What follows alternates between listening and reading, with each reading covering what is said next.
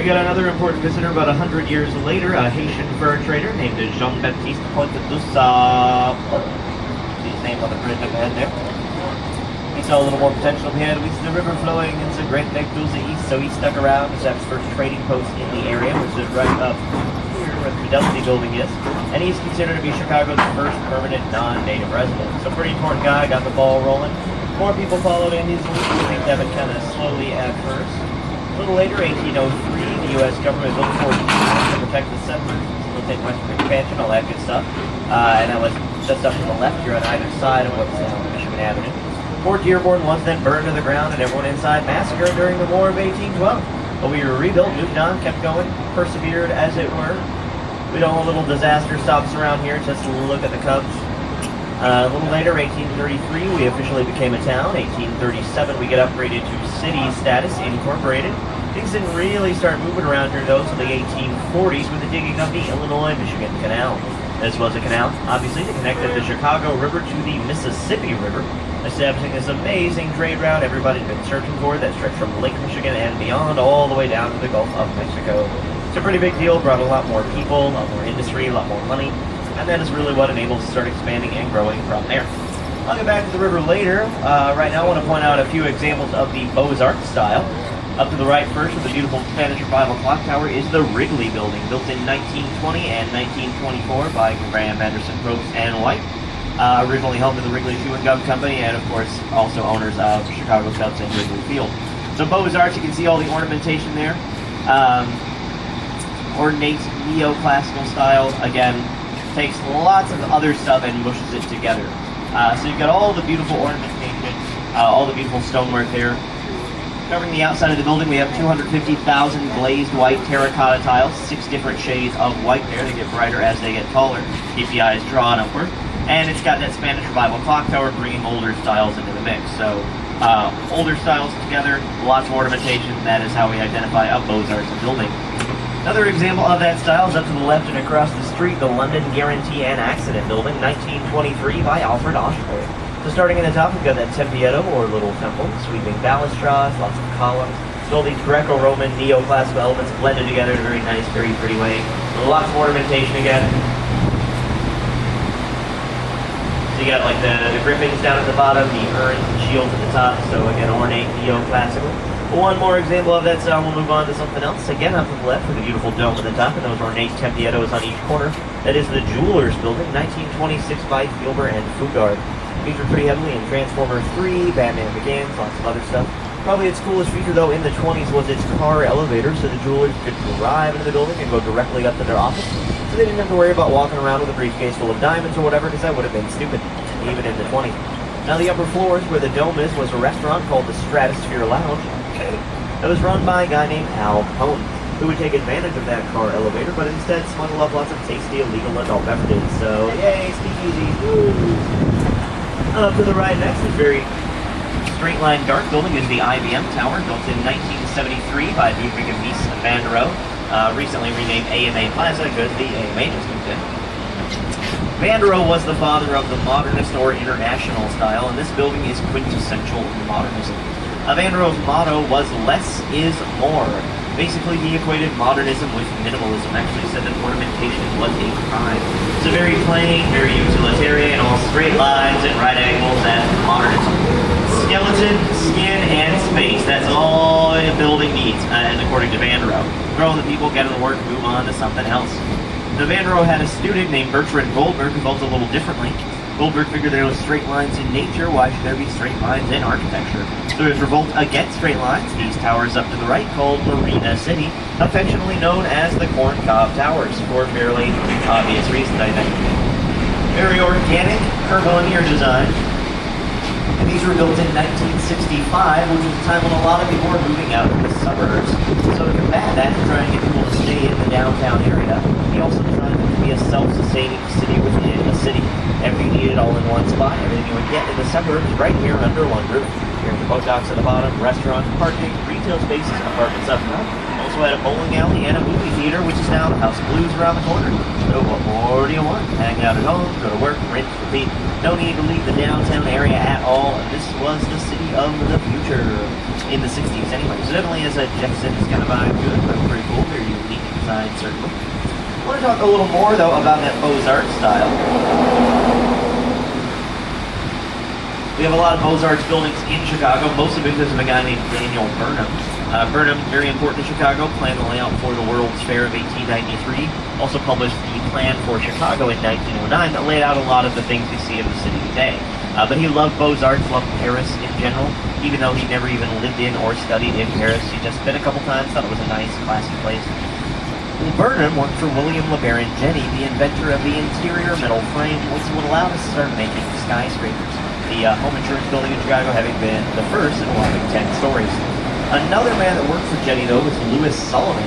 Now, Sullivan actually had studied in Paris after he promoted to Beaux-Arts, so he was very familiar with the Beaux-Arts style and kind of done with it. He figured, we got this new technology now, this metal frame, why are we still doing the same thing over and over again? He figured, let's do something new, something different, something uniquely American. And what he came up with became known as the Chicago School style, which utilized a masonry-clad steel frame, bigger windows, and more of them to show that we're no longer tied down to that load-bearing wall, and a three-part structure like a column, base, shaft, and capital to really show off the height we could achieve with this new technology. Sullivan's motto was form follows function. So rather than utilize all this superfluous neoclassical ornamentation, he just thought the shape of a building should match its purpose. And that motto, form follows function, really became a battle cry to the modernist movement later on, not a big jump to get from there to Vanderrohe's less is more. And the Chicago School style, which we have an example of up to the right here, is really a precursor to modernism. Again, masonry-clad steel frame, lots of big windows, tripartite structure. One of my favorite styles, though, is Art Deco, and I have a great example of that up to the right here. This huge building coming up is the Merchandise Mart, built in 1931 by Graham Anderson, Probst, and White. Art Deco is a nice counterpoint to the Beaux-Arts style. Whereas Beaux-Arts is all about the past, Art Deco is all about the future. So instead of all that neoclassical stuff, we now have bold vertical lines reaching up to the sky again to show off the height of a building. Sharper angles, lots of geometric shapes, very repetitive details. So it's got a very factory-made, very assembly line kind of look to it, very industrialized. Art Deco really all about glorifying man's own industrial potential instead of bothering with the past. This was originally commissioned by Marshall Field, consolidating 13 of the Marshall Field's warehouses into one building. So it's very big, first of all, and he's one of the heads out front. Those are the merchant princes of Chicago. Added in the 50s, guys like Marshall Field, Sears, Roebuck, Montgomery Ward. And we'll get a great wide shot of this on the way back, see just how big it really is. But about 4.2 million square feet of floor space, to give you an idea. By comparison, the Sears Tower, which you'll see later, is about 4.7 million square feet, so they're almost the same size. Now this area here, where the three branches of the river come together, is called Wolf Point. This was a location of Chicago's first three taverns, first pharmacy, first pedestrian bridge, and its first hotel, the Sauganash Hotel, which is where on March 4th, 1837, documents were signed that officially incorporated us as a city. This was the official birthplace of the city of Chicago. And as I said, a big reason for our growth back then was the river itself and the addition of the Illinois-Michigan Canal. So you'd think that with the river being as important as it is to the city, we probably took pretty good care of it, but not really. We just sort of threw things in that we didn't want, like sewage, animal carcasses, factory runoff, bodies, things like that, which we know now is bad. What made it worse is that the river emptied into Lake Michigan, and Lake Michigan is where the city got its drinking water. When you take your drinking water, throw in things like sewage, you get things like typhoid, dysentery, cholera, all those things that killed you on the Oregon Trail, and none of which are very pleasant. A lot of people are dying from these horrible waterborne illnesses till finally in 1889, an organization was formed called the Metropolitan Water Reclamation District of Greater Chicago. This task force set up to combat water pollution, but not just by cleaning up the river. Oh, we just missed the great blue heron. He just pulled in as soon as we cleared the thing. There's a great blue heron over there. So, rather than just clean up the river, their solution was to reverse the direction the river was going. So starting in 1900, they dug a series of canals called the Chicago Sanitary and Ship Canal that basically used a combination of engineering and gravity to reverse the flow of the river itself. So instead of sending all our trash and pollution out to the lake, we just started sending it all to St. Louis. Which didn't sit too well with them. They sued Chicago, but we won because science. And they've got the Cardinals, so we're pretty much even anyway. This pink building to our left is called Fulton House, and that is the oldest building we're going to see today, built in 1898. It was originally a cold storage warehouse. hence all the thick walls there. And it would have had no windows or balconies then, just blank. But walls are pretty thick, as you can see, because it needed those to be well insulated. And what they had those walls insulated with was frozen horsehair, which apparently worked pretty well. In the 1980s, a guy named Harry Weist decided to turn the whole thing into condos. But before he could start the renovations, he had to wait a whole year just for the building to thaw out. And while he was waiting, he built these neat little river cottages next door. Harry Weist really loved triangles and sailing. It's pretty obvious here. You have the triangle shape through the building. Porthole style windows, widow's watch balconies, private boat decks, a very nautically themed building there. I talked about the reversal of the roof just now. Now, since then, we've cleaned it up quite a bit. It's a work in progress. You don't want to swim in it, drink out of it, really touch it at all if you can help it. But it's come a long way, and it's definitely getting better over time. And as the rivers change, our attitude towards it has also changed. And that's illustrated very nicely on this, the north branch of the river. First, over to the right, we have the East Bank Club, high-end fitness center built in 1980. People like Oprah, the mayor, famous people work out there when they're in town. You can see we're definitely just looking at the back end of the building here. There's really not much to see. No real windows at water level overlooking the river, no space to enjoy the river. The architects very intentionally turned their back on it. They wanted nothing to do with the river because it was so much dirtier back then. Conversely, on the opposite bank, we have the Kinsey Park townhouses built in 2000. Different story. They're facing the river, they're set back a bit from the water. So we have lawn space, benches, walking paths, lots of trees, lots of windows and doorways, balconies, so very open. So they're very much embracing it instead of ignoring it. Nice photo up to the left here, some buildings and two bridges. There's the Kinsey Street Bridge, and then up right behind it, the old Kinsey Street Railroad Bridge, closed down in 2000. Very popular spot for wedding photos. You get a lot of bridal parties on the Kinsey Street Bridge, so they get the other one in the background there, because nothing says happy marriage like abandoned railroad bridge, apparently. What better way to remember your special day? As I said earlier, this whole area used to be a big old swamp, so a lot of mud, a lot of bugs, not very pleasant. This made building and transportation kind of difficult, certainly contributed to the spread of the horrible waterborne illnesses I mentioned, so things definitely needed to change. And they finally started to in 1850. In 1850, a man named George Pullman came into town from New York, and he was basically this engineering wonderkind. He was only 22 when he came to Chicago with his brilliant plan for raising the city. And not burning it to the ground, because we did that a little later, but literally raising it up off the mud and the bog. So he and his crews went around the city, and building by building just kind of lifted everything up a bit. They would position hundreds of screw jacks around the base of a building, and then at the sound of a whistle, hundreds of men would turn the jacks simultaneously. And in that way, they literally just jacked the buildings up off the ground 5, 10, 15 feet onto stilts. Then they would build a new foundation under the building and just fill in the streets with dirt, just raise it up till it was level with the new height of the doorways. So pretty incredible engineering for a 22-year-old in 1850. And this allowed them to first of all build a real sewer system under the streets, which you desperately needed at that point. And it gave merchants a dry area underneath the buildings to store goods and even transport stuff underground from place to place. Probably the most incredible thing about the whole undertaking, though, is how well it worked. Nothing broke. All the windows remained intact, none of the stone chipped, none of the plaster cracked. It went off without a hitch. And the funny thing is, a lot of the businesses in Chicago didn't even bother closing down while they were being raised. The stores, hotels, restaurants, most places just stayed open.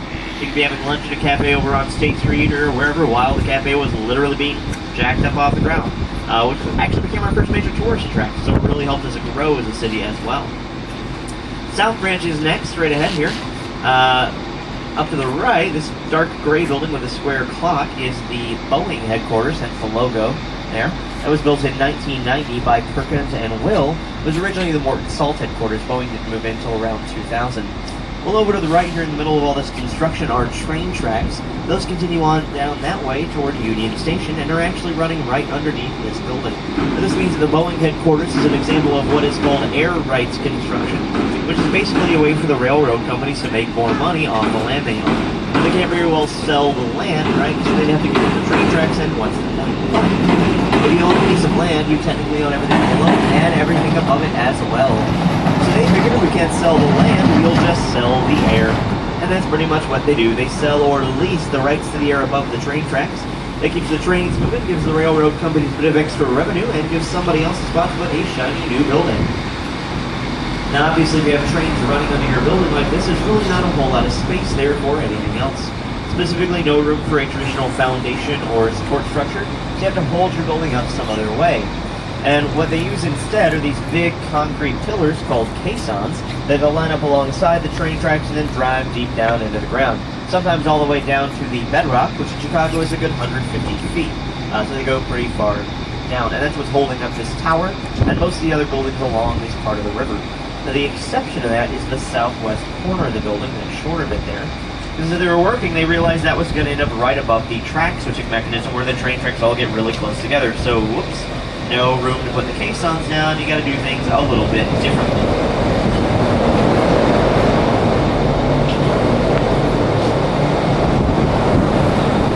So this southwest corner is basically just floating above the train tracks. There's no support structure under it. Instead, above this southwest corner is a steel truss cantilevering system that is taking the weight of that section and redistributing it back to that main tower. It kind of works like a big diving board. It's literally being suspended from above instead of held up from below. Now the funny thing here is that all these pillars along the side were actually added after the building was finished just to make people feel safer. They're not doing anything. Those are just there for looks, non-functional.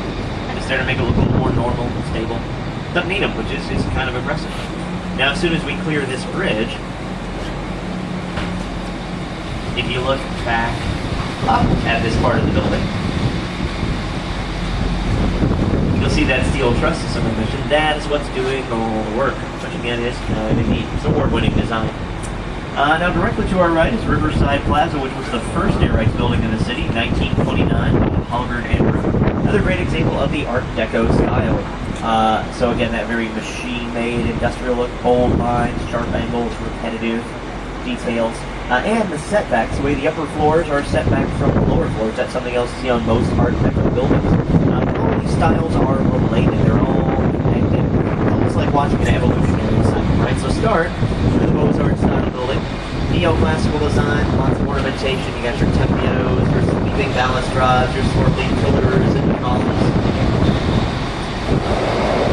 Stretch that out a bit, straight out some of the swirly lines, sharpen the angles, you get something similar to Art Deco there. Take Art Deco, add a little more verticality, bigger windows, that three-part structure, and then Chicago school style.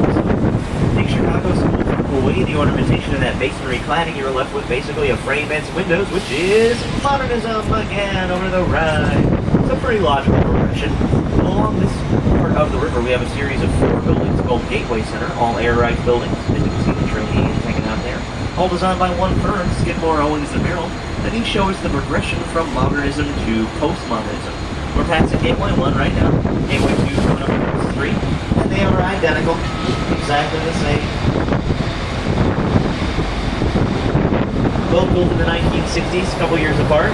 Both very clearly modernist in design. And again, modernism was minimalism, very plain, very utilitarian, all about less is more, form follows function, modernism. Moving forward a bit to the 1970s and across the street, we have Gateway number 3. Similar, same kind of plain, square, box shape, a little taller. What we're not seeing anymore, though, is that steel frame. It's still there, we're just covering it up again, in this case with concrete, which moves us just a little bit beyond that less is more, form follows function kind of mindset. So Gateway 3 here is basically a baby step. It's a midpoint between modernism and postmodernism. So it's a transition period. Now, postmodernism, we see modernism, again, that plain glass box.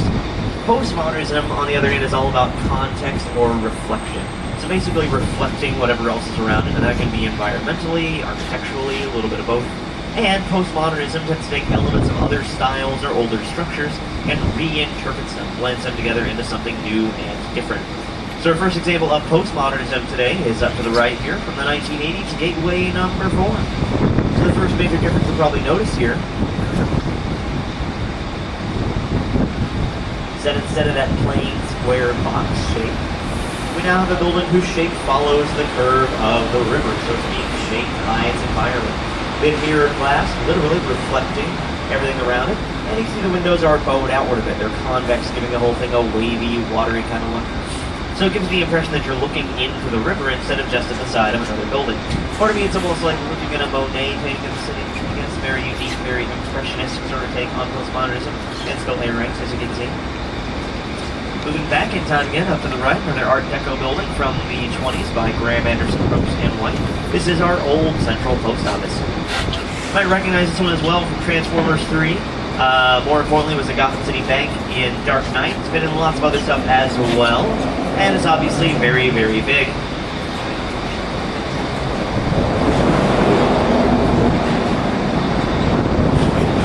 Was in fact the largest post office in the world when it was built, because Chicago was the mail order capital of the world. Thanks, of course, to companies like Sears and Roebuck, Marshall Field, and so on. Of course, I always remember having a big Sears catalog on my table when I was growing up. And there was a time way before I was around, and I think before any of you were around, when you could order from Sears anything from like a spoon all the way up to a new house. Order house from Sears catalog and put it together yourself. So obviously we needed a lot of space to process all that mail. Unfortunately, as big as it was also very, very inefficient. Really slow elevators, for one thing. Oh, you guys all have someplace to go. Really slow elevators, for one thing, and it was definitely built with trains in mind. So as mail trucks started to take the place of mail trains, it got less and less efficient because it, wasn't built to deal with its new technology. So, we needed a newer, more efficient post office, and we finally got one in 1996. So up to the right here is our current central post office, designed by Knight Architects. It'd be very efficient and super modern, each floor color-coded based on where the mail needed to go, so cities, suburbs, states, and so on. And they had it set up basically like a parking garage, so you could just drive your mail truck up a series of ramps on whatever floor you needed, pick up the mail, and drive back out. It's a good idea, right? Very nice, very efficient, but opening day, lots of cameras around, lots of media attention. They realized that the entrances of the building are actually a little bit shorter than the trucks, and that just doesn't work. So the building is going to be remodeled pretty extensively. Big delay in opening, goes way over budget. Fortunately, one of the people working that day had the bright idea to just let some air out of the truck tires, so they're at least able to get some promo shots of the trucks getting in and out of the building. So they save face a little bit at least. And it's all good now. They fixed it, so it works well enough for bills. Anyway.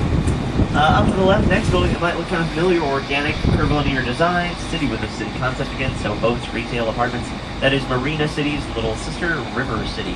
Same architect, Bertrand Goldberg, but about 20 years later, around 1985. Up to the right next is really nothing to see, but I'll keep talking about it anyway, because that's what I do. But because there's really nothing to point at, if you need another drink or a first drink, now is the perfect time to go see Helene down at the bar. It's never too early. For Bloody Mary or, Screwdriver or something like that. And if you need a snack, you've got some pretzels and chips as well. So over to the right here is the area where the Great Chicago Fire started. Now, in case you're not familiar with the story, basically on Sunday night, October 8, 1871, Catherine O'Leary was in her barn milking her cow. The cow kicked over the lantern she was using, the lantern broke, ignited the barn fire spiraled out of control, Great Chicago Fire. That's a legend, that story most people are pretty familiar with, and that is not true at all. That story was just made up by a reporter, because he figured he could sell more newspapers if he gave the city someone to blame the fire on. And Mrs. O'Leary just happened to be the perfect scapegoat at the time. She lived over in this area, which is where the fire started. It was basically the Irish ghetto back then.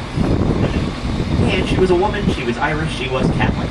And the sad truth is that in Chicago in the 1870s, Irish Catholic immigrants were kind of just who got blamed for stuff. It's not nice, it's not fair, but that is what happened. So even after the reporter admitted to making up the story, it didn't matter, damage had already been done, everybody kept blaming her anyway. Now the city did officially exonerate both Mrs. O'Leary and the cow in 1997. Oh, and when a fairly certain she'd stopped caring. As to what actually started the fire, we don't know. And there are several theories. Some people think a neighbor of hers snuck into the barn and stole milk from the cow and dropped a lantern or a candle or something. There was a meteor shower that night that did a lot of damage over in Wisconsin. So some other people thought that maybe some meteor bits landed over here and that started the fire. I like to think it was dueling wizards or possibly a rampaging fire-type Pokemon. We're really not too sure at this point. Could have been a Dalek. What we do know is that the fire started in the barn and that she had nothing to do with it. And we also know there were a lot of other factors that contributed to making the fire this huge, horrible disaster. I'll get back to that in a second real quick. First, nice photo out to the left, Sears Tower and some others there. Some wispy clouds.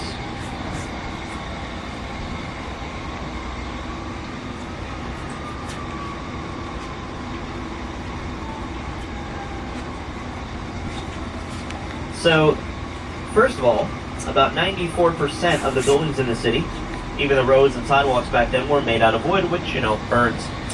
Second, from May through October, there'd been this huge, horrible drought, so everything was really, really dried out, and therefore even more flammable than usual. Third, because of the drought, the fire department, which was a lot smaller back then, had spent most of the previous day fighting a different huge fire, so basically they were just tired. They were exhausted already. Fourth, the watchman on duty, the guy responsible for spotting smoke and triggering the alarms, accidentally triggered the wrong alarm, which sent the fire department in the wrong direction. Fifth, the first fire engine to arrive on the correct scene broke down when it got there. And sixth, we had gale force winds that night. So you got warm air coming off the fire, combining with the cool October air to form what are basically these fire tornadoes that just rip through the city, continue to tear everything apart, and spread the fire farther and faster. Then we've got the river here, which everyone expected to be a nice natural barrier, except the river was so dirty at that point that it actually caught on fire as well, which, as you can imagine, didn't really help the situation. So the fire burned for 3 days, or 36 hours over the course of 3 days, till a rainstorm finally rolled in and helped put it out. And by the time it was over 4 square miles of the city, about 17,000 buildings were wiped out, burned to the ground. Over 300 people had been killed, and 100,000 people left homeless, which is about a third of the city's population at that point. So big, huge, horrible disaster. However, looking at this pretty awesome skyline, what we have to remember is that all of this is really only here because of the fire. As bad as it was, it also gave us a blank slate, this chance to start over. And that attracted all these brilliant architects from all over the place to help us rebuild, become a bigger, better, modern city. That is why we're called the Second City, because we're literally the second version of Chicago, risen from the ashes of the first. So it was a terrible thing that happened, there's no denying that, no getting around it, but it's also the thing that allowed us to become the city we are today. So let's take a look at some of these buildings that ultimately resulted from the Great Fire. Up to the right first, above the trees, there's another Art Deco building. This one with a very pretty silver statue on top. That is the Chicago Board of Trade, built in 1930 by Holabird and Root. That statue is a 3-story figure of Ceres, the Roman goddess of grain. Aww. Thanks. Roman goddess of grain. I can probably... It's gonna fit? Yeah. Oh, yeah. That's cool. That works. Thanks. Yay, Nick. Woo. The Roman goddess of grain was where we get the word cereal, and she's up there because that was initially the grains exchange. She also does not have a face. Because when that was built, it was the tallest building in the entire Midwest. So the sculptor figured, well, nobody's going to see the face anyway, so I'm just going to leave it blank. So he did. And that remained the tallest building in the city till 1965 when the Daily Center was finished, at which point everybody could see she had no face and just kind of go, huh. So it was kind of odd, kind of funny, but ultimately it still works with the building because